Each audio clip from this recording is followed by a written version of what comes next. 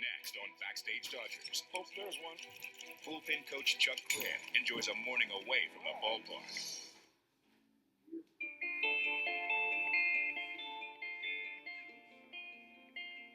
This was me, Lone Pine Creek, 6 years old. Started playing baseball when I was 7 or 8. So I was actually fishing before I was actually pitching. This is the front page of the magazine when I won the tournament at Bull Shoals.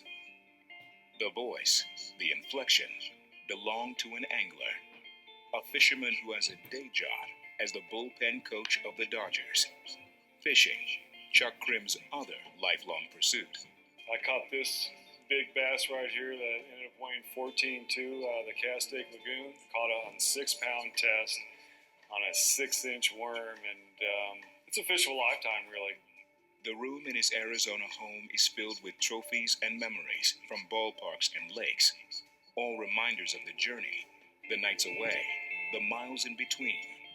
It began in Southern California, where he starred as a pitcher in high school, a talent that would take him across the ocean and across the country before finding himself back home. It's a story best told by Crim on a boat, fishing. Grew up and went to Thousand Oaks High School. My senior year, as a 6-foot, 160-pound right-hander, threw 3 no-hitters. I used to strike out 15, 16 guys out a game. I got drafted by the Chicago Cubs in the 3rd round. We're off and running. I decided to go to University of Hawaii, who at that time was ranked #1 in the nation. I actually was 15-0 as a freshman. Went to the College World Series. Was All-American that year. Spent 2 more years in college. Not bad years, but it's kind of hard to come off of a 15-0 season. Everybody expects you to be undefeated your whole career, so I ended up getting drafted by the Milwaukee Brewers in the 17th round, which was kind of a shock to me because I actually went to college to get drafted in the 1st round instead of the 3rd round, and I ended up getting drafted in the 17th round. By the time he reached the majors, Crim had switched from starting to relieving. In '88 and '89, he led the American League in appearances with the Brewers, a couple of seasons with the Angels, and 1 more with the Cubs rounded out his career. Sure enough, got to experience a strike and experience a walkout, and that was in 1994, and that was pretty much the demise of my career. I still could have pitched. I could have probably pitched till I was 40 years old. Not that I ever didn't love the game and love pitching and love what I did. I really felt like my son deserved to have the opportunity that I had when I was growing up. So I went ahead and decided to retire, and I always had a second love, and that was professional fishing. What I'm doing is I'm just trying to locate fish that want to feed. And you actually have to cover water to do that. And that's the only thing that really fulfilled my competitiveness, was that I did go in right instantly into a whole nother life in the fast lane, 100-mile-an-hour job, and that was professional fishing. I really didn't know what this whole thing was about. I thought I was just going to go hook my boat up and go put my money in and go fishing, and it took a lot more than that, especially to compete at the professional level. I fished 2 circuits with spinnerbait fish. And I wanted to spend more time with my family, and here I entered another profession where I found myself really on the road more doing that than when I was playing baseball. Just got to where I just did not like leaving my family anymore, and I ended up retiring.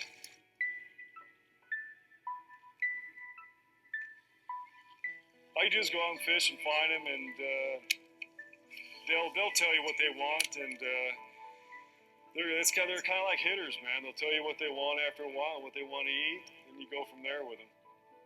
Once out of fishing, baseball sirens beckoned, calling Crim to leave catching behind to return to pitching, at least to teach it.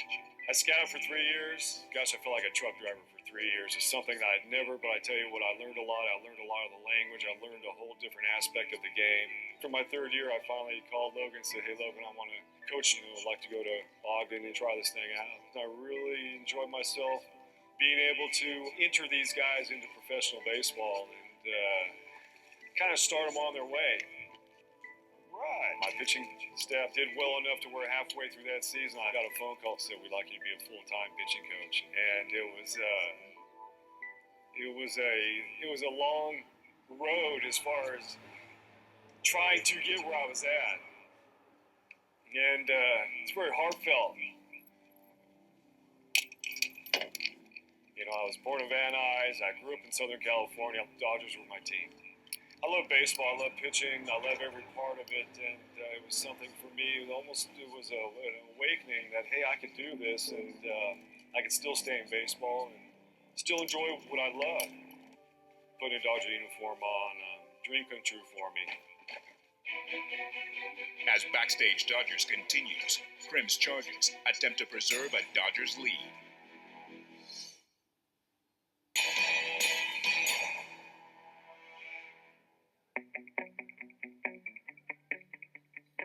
See you, babe. After the tackle box and gear are put away, Chuck Crim leaves home for the stadium to work another night in the Dodger bullpen. Back here in Phoenix, Arizona. It's always a pleasure to be able to come back home and be able to sleep in my own bed for 3 days, see my family, see my wife, see my son. I think one advantage I have is I spent my whole career really in the bullpen. I feel their pain. I have respect for their pain. I have compassion for them, and I understand what they are going through. So the players can relate with me as I can relate with them, which means that they will trust you and they will believe in you. I got a card for you, actually. Oh, yeah? Yeah. Thank you. Man, Chucky's the best. He always he keeps it interesting down there, man. He's got a lot of stories. He's got a lot of experience. So he's good for the downtime, and he's really competitive. And you're getting ready to go in, he's right there with you, pushing you forward and getting you mentally straight. So he's a huge help. Without him, that bullpen wouldn't be the same. 2 games remain in the Diamondback series. Crim and his staff are fully aware of the critical role they might play in the outcomes.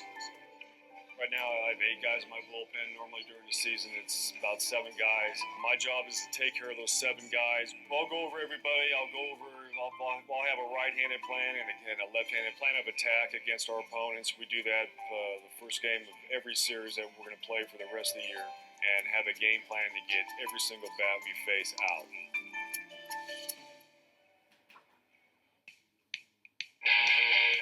Hi, everybody, and a very pleasant Saturday to you, wherever you may be. We're in Phoenix, and the prospects of a good game, number 2 of the 3-game series.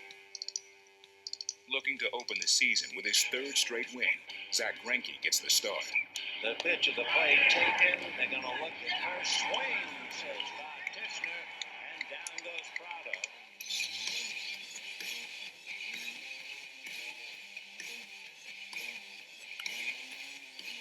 Back goes Trumbo, way back to the wall, gone. Adrian Gonzalez had a line drive home run to right field last night. This time he goes the other way for a home run to left field. Adrian Gonzalez led the offensive onslaught, and Greinke gave up hits, but only 1 run, before Don Mattingly made the call to the bullpen in the 6th inning. First up, Paco Rodriguez. I have a great bunch of guys out there who are pros, so I don't have to tell them, hey, you might want to get up and stretch it out right now because your time's up. Donnie and Honey are really good at calling down and say, hey, make sure that this guy's thinking about he may be getting into the game. His guy may be coming up. Chris Withrow coming in. The thing that's kind of weird about being a bullpen coach is when I run those guys out of the gate, I have no more control. I can't say anything to them. I can't yell at them. Fix this or fix that, or just encourage them. I'm gone. I'm so far away from them. Kenley Jansen looking for that elusive final out. There's just different aspects of it, but I still try and instill my pitching coach part of me, but I still have to stay in my box also. Got it. And finally, the game is over as Jansen comes in and strikes out Gerardo Parra. Fans arrive for the series finale with the Dodgers looking to sweep. Having scored 20 runs in the previous 3 games, LA shows no signs of cooling off, beginning with Matt Kemp's first at-bat. Hammered to left. I mean hammered. The 1-1 pitch is unloaded. A mile high and halfway up the right field stands. And there's the drive to right, and Uribe bangs one out. The offensive showcase was not limited to the power game. D. Gordon, doing what he does best, stole a single-game career-high 4 bases. There goes Gordon. The pitch is low. The throw is late.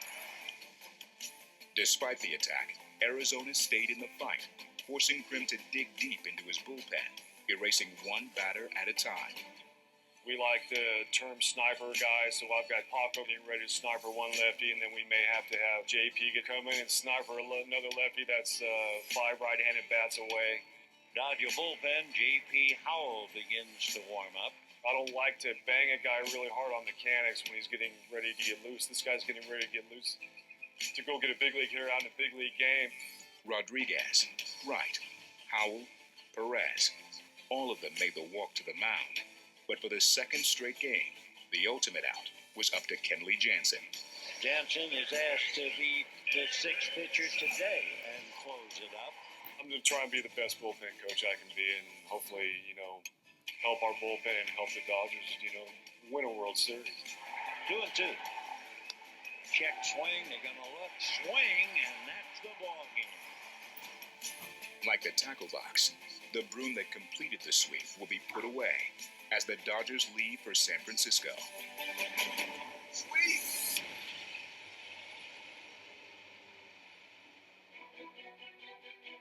On the next